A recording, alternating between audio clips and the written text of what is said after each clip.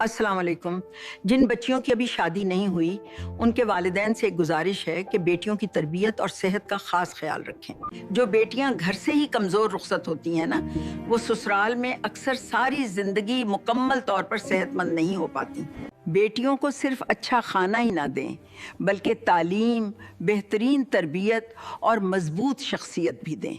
उन्हें ऐसी मोहब्बत, हिफाजत और तहजीब से तराशें जैसे कोई माहिर जौहरी अपने कीमती हीरे को तराशता है, और फिर उनका हाथ उस हाथ में दें जो उस हीरे की असल कदर पहचानता हो। क्योंकि चाहे किताबों में कितना ही इल्म क्यों ना हो, एक तालिबे इल्म के लिए वो खजाने हिकमत होता है, लेकिन एक कबाड़ी के लिए वो महज रद्दी जिसकी कीमत 2 कौड़ी से ज्यादा नहीं होती। वक्त जाया ना करें, मेहनत करें, क्योंकि रिश्ते भी तब मजबूत होते हैं जब आपके माली हालात मजबूत हों। मेरा मशवरा है, हर हाल में मजबूत और साबुत कदम रहो, क्योंकि जिंदगी माँ नहीं है जो तुम पर तरस खा लेगी।